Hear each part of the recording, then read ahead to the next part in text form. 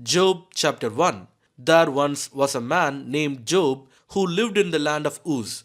He was blameless, a man of complete integrity. He feared God and stayed away from evil.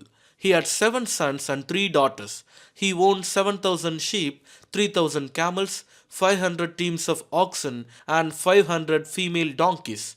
He also had many servants. He was, in fact, the richest person in that entire area.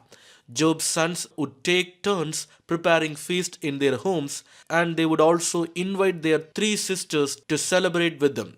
When these celebrations ended, sometimes after several days, Job would purify his children. He would get up early in the morning and offer a burnt offering for each of them. For Job said to himself, "Perhaps my children have sinned and have cursed God in their hearts." This was Job's regular practice. One day, the members of the heavenly court came to present themselves before the Lord, and the accuser, Satan, came with them. "Where have you come from?" the Lord asked Satan. Satan answered the Lord, "I have been patrolling the earth, watching everything that's going on." Then the Lord asked Satan, "Have you noticed my servant Job? He is the finest man in all the earth. He is blameless, a man of complete integrity. He fears God and stays away from evil." Satan replied to the Lord, "Yes, but Job has good reason to fear God. You have always put a wall of protection around him and his home and his property. You have made him prosper in everything he does. Look how rich he is. But reach out and take away everything he has, and he will surely curse you to your face." "All right, you may test him," the Lord said to Satan. "Do whatever you want with everything he possesses, but don't harm him physically." So Satan left the Lord's presence. One day, when Job's sons and daughters were feasting at the oldest brother's house, a messenger arrived at Job's home with this news: "Your oxen were plowing, with the donkeys feeding beside them. When the Sabaeans raided us, they stole all the animals and killed all the farm hands. I am the only one who escaped to tell you." While he was still speaking, another messenger arrived with this news: "The fire of God has fallen from the heaven and burned up your sheep and all the shepherds. I am the only one who escaped to tell you." While he was still speaking, a third messenger arrived with this news: "Three bands of Chaldean raiders have stolen your camels and killed your servants. I am the only one who escaped to tell you." While he was still speaking, another messenger arrived with this news: "Your sons and daughters were feasting in their oldest brother's home. Suddenly, a powerful wind swept in from the wilderness and hit the house on all sides. The house collapsed, and all your children are dead. I am the only one who escaped to tell you." Job stood up and tore his robe in grief. Then he shaved his head and fell to the ground to worship. He said, "I came naked from my mother's womb, and I will be naked when I leave. The Lord gave me what I had, and the Lord has taken it away. Praise the name of the Lord." In all of this, Job did not sin by blaming God. Job chapter 2. One day, the members of the heavenly court came again to present themselves before the Lord, and the accuser, Satan, came with them. "Where have you come from?" the Lord asked Satan. Satan answered the Lord, "I have been patrolling the earth, watching everything that's going on." Then the Lord asked Satan, "Have you noticed my servant Job? He is the finest man in all the earth. He is blameless, a man of complete integrity. He fears God and stays away from evil. And he has maintained his integrity even though you urged me to harm him without cause." Satan replied to the Lord, "Skin for skin. A man will give up everything he has to save his life, but reach out and take away his health, and he will surely curse you to your face. All right, do with him as you please," the Lord said to Satan, "but spare his life." So Satan left the Lord's presence, and he struck Job with terrible boils from head to foot. Job scraped his skin with a piece of broken pottery as he sat among the ashes. His wife said to him, "Are you still trying to maintain your integrity? Curse God and die." But Job replied, "You talk like a foolish woman. Should we accept only good things from the hands of God and never anything bad?" So in all this, Job said nothing wrong. When 3 of Job's friends heard of the tragedy he had suffered, they got together and traveled from their homes to comfort and console him. Their names were Eliphaz the Temanite, Bildad the Shuhite, and Zophar the Naamathite. When they saw Job from a distance, they scarcely recognized him.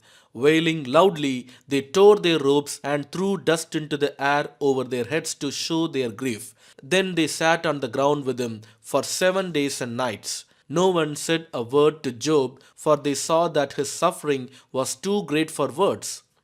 Job chapter 3. At last Job spoke, and he cursed the day of his birth. He said, "Let the day of my birth be erased, and the night I was conceived.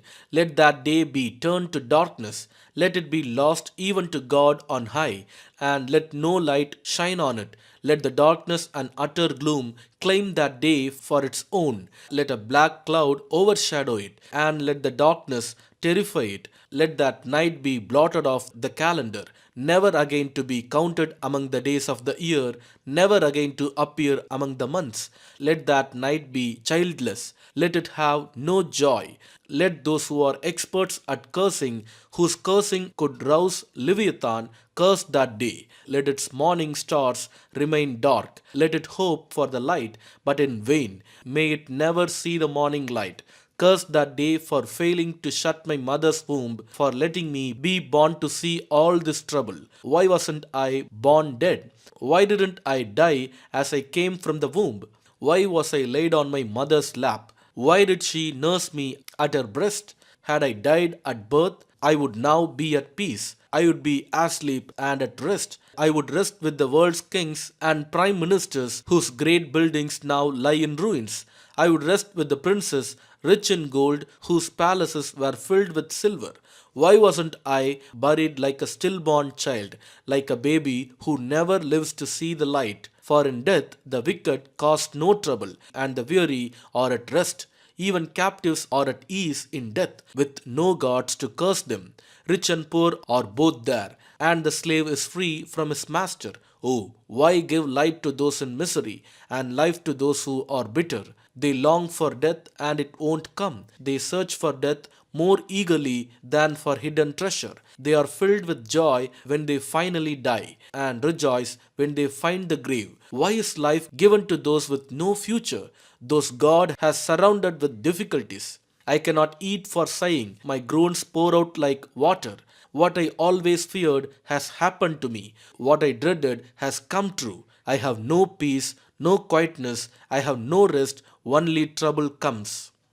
Psalms chapter 119 from 145th verse to 160.